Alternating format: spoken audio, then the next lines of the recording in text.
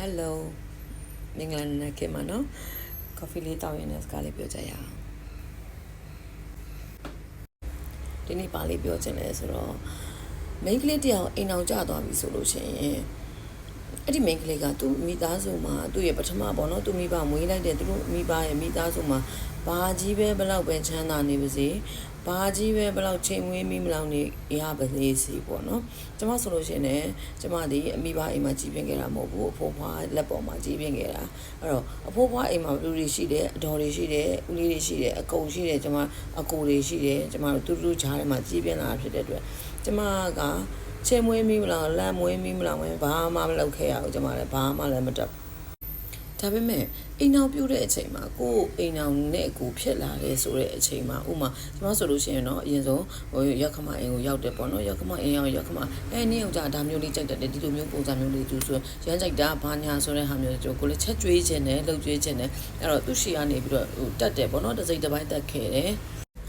နောက်ပိုင်းကိုဘာနဲ့ကိုခွဲနေတဲ့အချိန်ကြလို့ရှိရင်ကြတော့ပေါ့နော်နောက်ပိုင်းကိုဘာနဲ့ကိုခွဲနေတဲ့အချိန်ကြလို့ရှိရင်သူတို့ဘာလေးချက်ကျွေးခြင်းနဲ့ဘလို့လေးချက်ကျွေးခြင်းနဲ့ဆိုတဲ့ဥစ္စာမျိုးဟိုလူမေးဒီလူမေးအဲ့ခေတ်ကတော့အင်တာနက်ဘာညာ TikTok ဘာညာ YouTube ဘာညာအဲ့လိုမျိုးကြည့်လို့မရသေးတဲ့ခေတ်ဆိုတော့ဘာတွေညာတွေအဲ့လိုမျိုးဘယ်လိုခေါ်မလဲသူများမေးရတယ်ကွာတခုခုတက်ချင်တယ်ဆိုရှင်သူများဒါလေးကတော့ဘလို့ချက်လဲဒါလေးကတော့ဘလို့လုပ်လဲနောက်ဆုံးမသိဘူးဆိုရောက်ခမောက်ဆိုဘာလေးဒါလေးကတော့ဘလို့လုပ်လဲအဲ့ဒါမျိုးသွားမေးပြီးတော့မှဘယ်လိုခေါ်မလဲအစမ်းတကျဲပေါ့နော်ရိုးရိုးထမင်းနေဟင်းနေချက်တာတဲ့အစမ်းတကျဲချက်ချင်တဲ့ဟာကြရင်အဲ့လိုမျိုးလေးမေးပြီးတော့လုပ်ခဲ့ရတာပေါ့နော်ပြောချင်တာကအိမ်အောင်တွေဖြစ်လာပြီဆိုလို့ရှင်မိဘတွေညီကိုမောင်နှမတွေရဲ့စိတ်ထဲမှာပေါ့နော်ငါသမီးတော့သူ့လင်အိမ်အောင်မှလုပ်ရပါပြီအိမ်မှာတော့မလုပ်ခဲ့ရဆိုအဲ့တော့ကိုယ့်ရဲ့သားသမီးကိုတသက်လုံးဘာမှမလုပ်ဖက်နဲ့လင်းအိမ်မှာကောအဲ့လိုမျိုးထားမလားအဲ့တော့လင်းကကြည်ပြူတယ်ပဲထားတော့လင်းကကြည်ပြူရှေးမှာဘလောက်တိခံမှာတော့ तू ယောက်ျားချက်ကြွေတဲ့ဥစ္စာကိုမိန်းမငုတ်တူကြီးစားမှလားအဲ့လိုမျိုးပေါ့ဘယ်လိုခေါ်မလဲတယောက်နဲ့တယောက်အဟင်းချက်ကြွေတယ်ယောက်ျားရဲ့ဝေယဝိဆက်တွေလုပ်ပေးတယ်ဆိုတာလည်းမေတ္တာပြပေးတာပဲကိုဘယ်လိုခေါ်မလဲမိန်းမတယောက်ရဲ့ယောက်ျားကိုယောက်ျားပေါ်မှာထားတယ်မိန်းမတယောက်ရဲ့မေတ္တာကိုပြတာပေါ့နော်အဲ့ဒီလိုပဲယောက်ျားလေးကလည်းမိန်းမကိုဒီအပြင်မှာသွားပြီးတော့ရှာဖွေကျွေးမွေးတယ်ဆိုတာလေ तू ကဒီမျိုးသမီးကိုဒီဘလောက်ချစ်ကြောင်သူ့မိသားစုလေးကို तू ဘလောက်ချစ်ကြောင်တယောက်နဲ့တယောက်မေတ္တာပေးတာဒီသဘောလို့ဘဲခံယူရမယ်ဒီသဘောလို့ပဲခံယူတဲ့နေပေါ့နော်အဲ့တော့ဘယ်လိုခေါ်မလဲကာယကံရှင်နေတဲ့ဘေးကလူတွေကပေါ့နော်ဘေးကလူတွေကအဲ့လိုမျိုးငါသမီးလေးတော့လုံနေရပါပြီဆိုပြီးတော့ယူကျုံးမရတဲ့သဘောကမိန်းကလေးအိမ်အောင်တယ်မှဖြစ်လာပြီဆိုရှင်တော့လုံရမှာပဲသူ့ရဲ့အိမ်အောင်တာဝန်အနေနဲ့အကျဉ်းတော့ရှိတယ်ရုပ်ရှင်မင်းသမီးတွေတော့မှကျွန်မ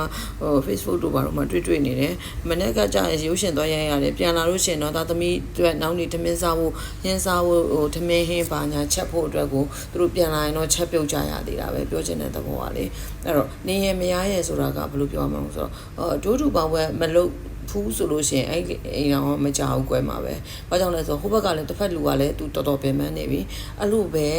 မိန်းကလေးကလည်းသူအရန်ပင်ပန်းနေလို့ရှိရင်တော့သူလည်းအရင်တီးခန့်နေမှာတော့မဟုတ်ပါဘူး။သူလည်းလူပဲလေ။အဲ့ကြောင့်ကျမတို့အမေကြီးဆိုရင်အမြဲပြောတယ်အိမ်အောင်လင်မယားเจ้าဝင်မပါနဲ့သူတီးမခံရင်သူကမခံနိုင်တဲ့တနေ့ကြလို့ရှိရင်သူကသူပွင့်ထွက်လာလိမ့်မယ်။အဲ့ချိန်ကျမှဝင်ရှင်းပေးလိုက်ပေါ့နော်။အဲ့လိုမျိုးပေါ့အဲ့ဒါမျိုးပဲဖြစ်ရမယ်အဲ့ပွင့်ထွက်လာတဲ့အချိန်ကြလို့ရှင်ဘသူကဘာဆိုတဲ့ဟာမျိုးနဲ့ဝင်ရှင်းပေးလိုက်ပေါ့နော်သူလည်းခံနိုင်ရရှိလို့သူတကယ်ချစ်လို့သူလုံနိုင်နေသေးလို့သူ့အပေါ်မှာလည်းကောင်းနေလို့ပေါ့နော်ပြောမယ်ဆိုရင်သူ့ပေါ်မှာလည်းကောင်းနေလို့ဒီအိမ်တော်ကြီးကဒီလောက်ထိဆက်သွားနေတာပေါ့ပြောချင်ဆိုလို့ချင်တဲ့သဘောကလေဒီလားတခါတလေကြလို့ရှိရင်ကျမတို့မြန်မာတွေရဲ့အားနဲ့ကြလို့ပြောရမယ်ဒီလားအိမ်တော်ကြီးဝင်ဆွတ်ဖတ်တာလေမိမတော်တော်များများကကြံ့ကြံ့ခံနိုင်တယ်တော်တော်များများပေါ့နော